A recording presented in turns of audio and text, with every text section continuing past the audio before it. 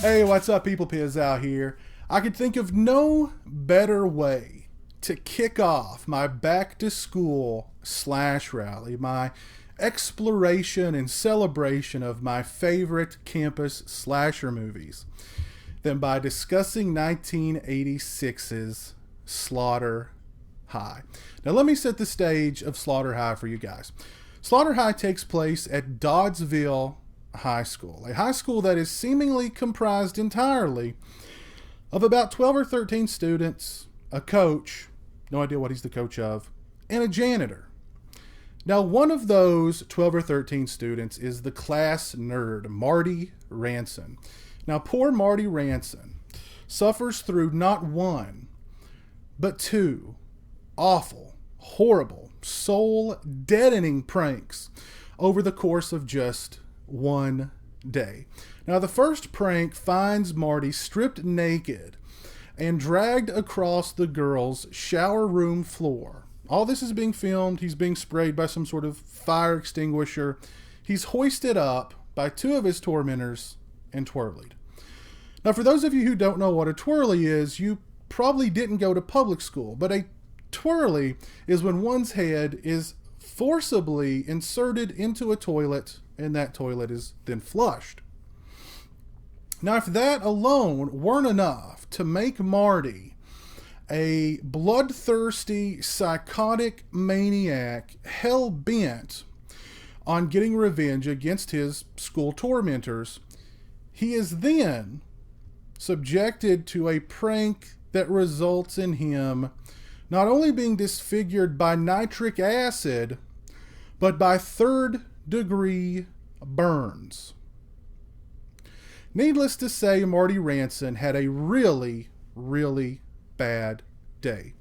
Fast forward a number of years, all of Marty's high school tormentors, they receive invitations to come to a reunion at their old school. They show up, they go inside, they find that it's in this state of disrepair. It's going to be demolished next month, but hey, somebody's left us food and booze, so might as well have a good time. Then everybody starts getting killed one by one by one. Now, Slaughter High is a messy movie. To say Slaughter High is a mess is kind of an understatement. Let's start with just the setting. Let's start with where they shot the movie.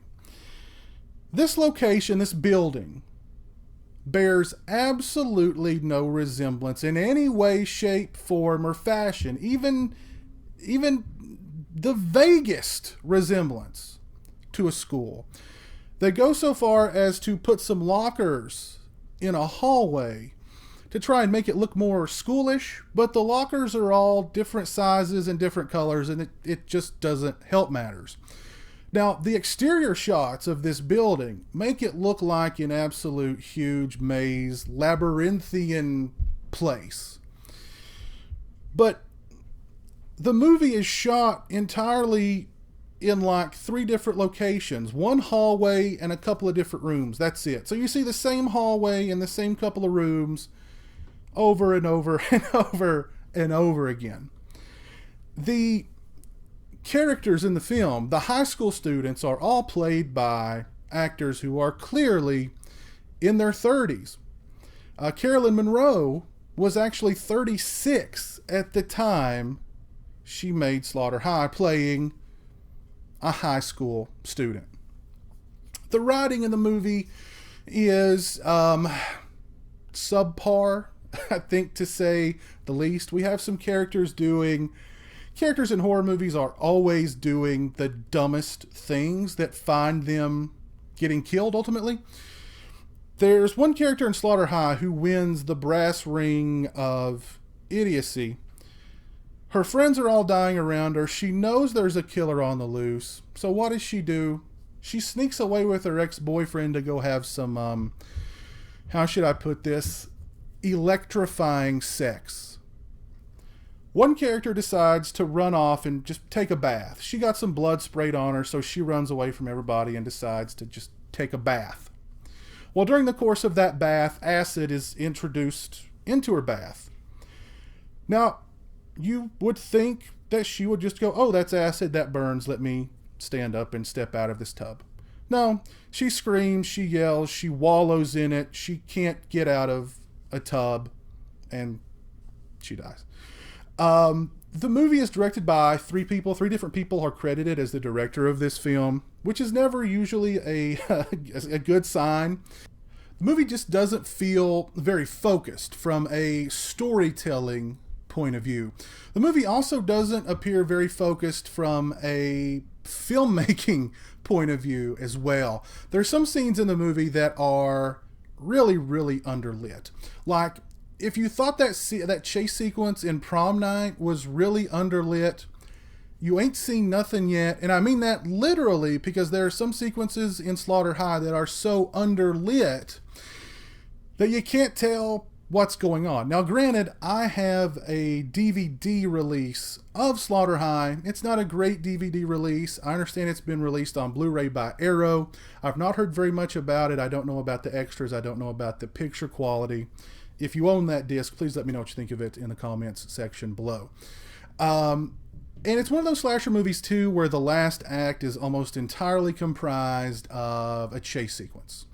All the other characters are dead. The killer's revealed himself. It's the killer chasing the final girl down the one hallway and in and out of the 2 or 3 rooms that they shot in.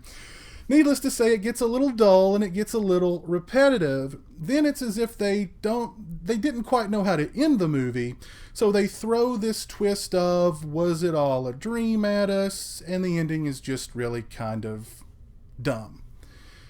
Now, having said all that, I love Slaughter High. I love this movie. Slaughter High has that intangible 80s slasher movie charm to it that I just can't resist, that I cannot say no to. There are some really good moments in the movie. It's not a bloodbath, but there's some good kills. There's, I think, 12 kills in the movie. There's some decent effects in the movie. There's some not so decent effects in the movie. Some of the acting is pretty good. Simon Scudamore, who played Marty Ranson, did a really good job, although I don't think it required much acting on his part to play the weird, nerdy guy. Carolyn Monroe is good in the movie. There's a couple other good performances in the movie as well. There's some intentionally funny moments and dialogue in the movie. There's some unintentionally funny moments and dialogue in the movie. But overall, I've always really liked Slaughter High, going all the way back to years and years and years ago when I first saw it on cable television. Again, it has that 80s slasher charm to it that I just can't say no to. Good kills. It was produced by Dick Randall, the Sleazemeister Dick Randall, so you know there's going to be some gratuitous nudity in there for you guys. And it's just an overall fun but flawed movie that I get a really big kick out of. And it's a movie that I reach for on my shelves every so often if I just want to have a good time with an 80s slasher movie that just has that intangible 80s slasher movie charm. So if you guys have seen Slaughter High, please let me know what you thought of it in the comments section below. Of course, since this was lesson 1 in which I discussed Slaughter High, I wanted to tell you guys about some of the lessons that I learned from the movie, and I went ahead and jotted them down. Lesson number 1, never store huge bottles of nitric acid on a rickety and ridiculously unstable shelf. You know it's just going to fall off of there, regardless of where it falls, how it falls, at what angle. All that nitric acid, like a heat-seeking missile, is going to come directly for your face. Don't store your nitric acid on rickety, ridiculously unstable shelves. Come on. Don't prank the class geek, especially pranks that result in them sustaining third-degree burns or other bodily disfigurement and mental trauma, because they will track you down and they will kill you.